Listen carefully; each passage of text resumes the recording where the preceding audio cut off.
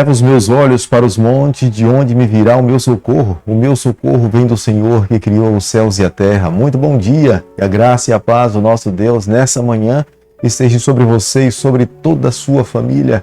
Creia, confie. Hoje todo o nosso livramento provém das mãos do nosso Criador. Andemos ao lado dele, supliquemos pela sua bênção, nos submetamos à sua vontade e tenha certeza, a palavra do Senhor irá se cumprir sobre cada um de nós, onde ela mesma diz: o anjo do Senhor se acampa ao redor daqueles que o temem e os livra. Muito bom dia. Quero deixar com você também nessa manhã uma parte da Bíblia, onde diz o seguinte, Provérbios capítulo 13, verso 5. O justo aborrece a palavra de mentira, mas o perverso faz vergonha e se desonra. O justo é aquele que ama a Deus e busca seguir a vontade do Senhor. Como nós temos estudado a palavra de Deus, o Deus que nós servimos é um Deus justo, é um Deus íntegro, é um Deus puro. Ele aborrece a injustiça, ele aborrece a mentira. Todos aqueles que almejam viver com o Senhor precisam buscar viver uma vida justa, e é o que nós fazemos a cada manhã. A cada dia nesse canal nós estudamos um capítulo da palavra do Senhor.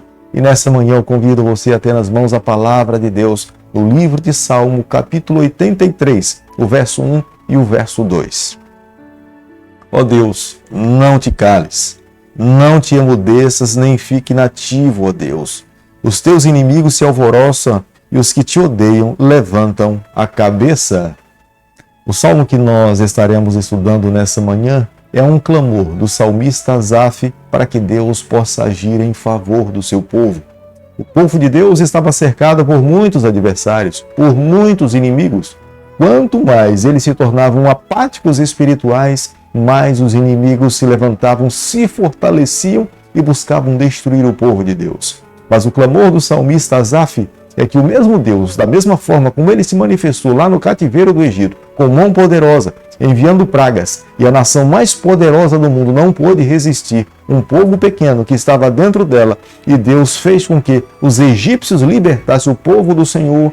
Ele estava agora também clamando em nome de Deus, para que Deus agisse, para que Deus fosse misericordioso e enviasse os seus anjos, dando liberdade, dando condições para que o seu povo pudesse prevalecer diante dos seus adversários. O desejo de Deus a cada dia era que esse povo cada vez mais se fortalecesse, mas quanto mais esse povo fazia concessão com o pecado, mais eles se enfraqueciam, mais se enveredavam por caminhos tortuosos e Deus já não mais poderia libertar o seu povo, intervir a favor do seu povo. Diante dessas circunstâncias, a única saída que cabia ao povo de Deus era clamar pela libertação do Senhor. O salmista no versículo 1 enfaticamente se volta para o seu Deus: não te cales. Ele sabia que nos momentos mais difíceis da sua vida ele dependia do poder de Deus. Se não fosse a mão do Senhor, como é que eles poderiam prevalecer diante dos seus adversários? Eles não tinham a quem recorrer. O único Deus pelo qual eles conheciam e que era poderoso e que poderia livrá-los de todas as dificuldades é o Deus de Abraão, o Deus de Isaac e é o Deus de Jacó. É o Deus que nós conhecemos. Somente a Ele nos momentos de crise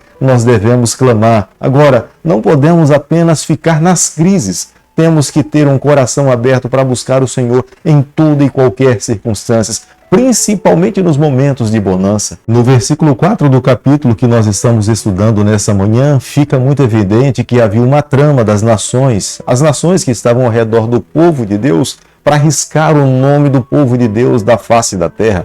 Eles não apenas queriam massacrar ou escravizar, eles queriam riscar, extinguir, eliminar por completo todo israelita. Eles estavam vivendo momentos difíceis, eles estavam vivendo um momento de pressão, era uma crise insuportável, mas eles conheciam um Deus todo-poderoso. O Deus de Abraão jamais tinha perdido uma batalha. O Deus de Isaac jamais tinha fracassado nas suas investidas. O Deus de Jacó é um Deus protagonista da história do planeta Terra. O salmo que nós estamos estudando nessa manhã é de autoria de Asaf, mas pode também ser de autoria de um dos seus descendentes. Quando alguém da descendência de Asaf compunha um salmo, escrevia um poema, ele também tinha direito, pelo fato de ser da família, colocar o nome de Asaf. Um descendente de Asaf, chamado Jeaziel, ele profetizou a vitória do reino de Judá contra o rei Josafá. O salmista diz que aqueles que se aliam contra Judá é como se estivesse se aliando contra o próprio Deus. Muitas vezes Deus tira todas as condições humanas, os recursos humanos, para que o ser humano possa depender exclusivamente do Senhor.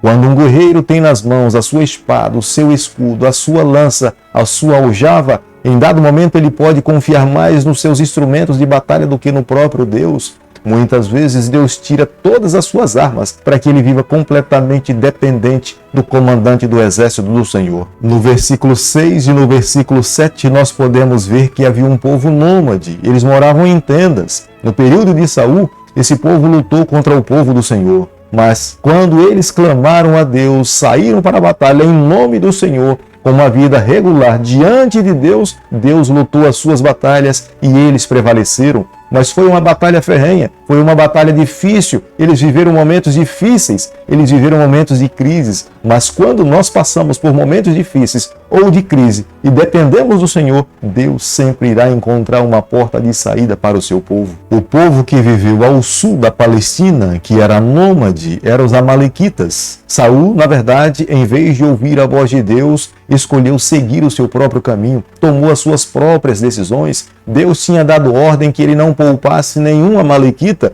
mas Saul acabou poupando o rei dos amalequitas. Pelo fato de ter poupado o líder dos amalequitas, Deus rejeitou Saul como sendo o rei de Israel, tirou o reino da nação de Israel das suas mãos e colocou nas mãos de um pastor de ovelhas, o rei Davi. O pedido do salmista Asaf é que Deus faça da mesma forma como ele agiu em Midian. O povo foi destroçado, o povo foi destruído. Pelo fato deles estarem vivendo momentos difíceis agora, ele também clama em nome do Senhor para que Deus possa agir, intervir entre o seu povo e eles alcancem a mesma vitória como o povo de Deus no passado alcançou em Midian.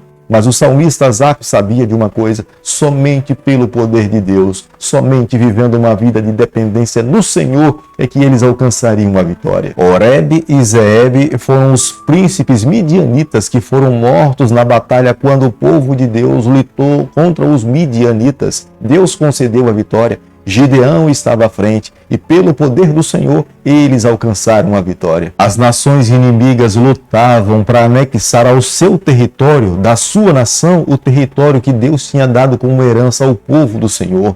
Como é que o povo de Deus poderia manter os seus territórios se não fosse a mão de Deus? Era a razão pela qual, nesse momento, eles se voltaram para o Senhor, com cânticos, com poesias, com orações, com expressões de adoração, para que Deus pudesse intervir a favor deles. Às vezes nós precisamos ser humilhados antes de alcançarmos a vitória para que vivamos uma vida dependente do Senhor.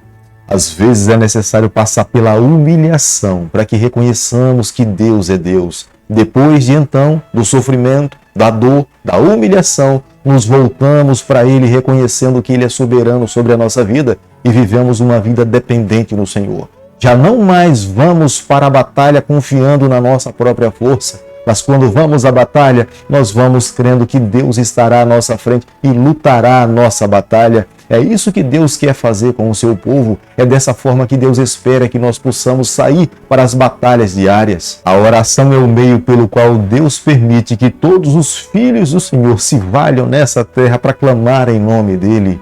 Devemos colocar o joelho no chão, devemos abrir o nosso coração. Não é necessário usar palavras bonitas para falar com Deus, mas é necessário ter palavras sinceras, um coração aberto, verdadeiras, para que Deus possa ouvir o nosso pedido e atender o nosso clamor. O único requisito que Deus espera dos seus filhos é a sinceridade, fidelidade. Quando agimos dessa forma, o céu sempre estará aberto para atender o nosso clamor. A oração do salmista Asaf não é que Deus destrua os seus inimigos, não é que Deus acabe com as nações inimigas do povo de Deus, nem que eles passem por sofrimento, mas que diante da intervenção divina, eles consigam também compreender que há um Deus soberano, que há um Deus criador de todas as coisas, e a partir de então, eles se debrucem e adorem a Deus como sendo Deus também da sua vida, porque o único Deus digno de ser adorado, reverenciado, homenageado é o Deus de Israel. Eles que na verdade vivem uma vida de comunhão com Deus, Deus sempre irá descer a essa terra para se acampar ao redor daqueles que o temem e os livra para lhes conceder a vitória. para que outras pessoas reconheçam que eles são filhos de Deus e se eles querem a mesma proteção, eles precisam reverenciar a esse Deus. Deus sempre irá agir dessa forma para enaltecer o seu nome e por amor do seu povo. O grande conflito que um dia começou no céu se estendeu para essa terra. Hoje, os filhos de Deus são odiados pelos inimigos de Deus. O objetivo dos inimigos de Deus é tocar nos filhos de Deus para atingir o coração do Pai. Quando um filho do Senhor nessa terra sofre, Deus, o nosso Criador, ele sofre também. É por isso que um dia ele voltará aqui a esse mundo para colocar um ponto na história do pecado, libertar o seu povo do cativeiro da escravidão, para que o seu povo possa estar livre e viver ao lado de Deus eternamente. É por isso que nessa manhã eu convido você a abrir seu coração, se colocar nas mãos de Deus, buscar a Deus a cada dia para que nós possamos viver a vida que Deus sonha para cada um de nós. Querido Pai, em Tuas mãos, nessa manhã nós nos colocamos, confessamos as nossas falhas. Queremos ser do Senhor a cada dia. Por favor, Senhor, permanece ao nosso lado, é o nosso pedido e é a nossa oração que nós fazemos em nome de Jesus. Que o Senhor te abençoe e te guarde. Que Ele faça resplandecer o seu rosto sobre você. Que Ele tenha misericórdia de você. Que sobre você, nessa manhã, Ele levante seu rosto e conceda a sua paz em nome de Jesus. Amém.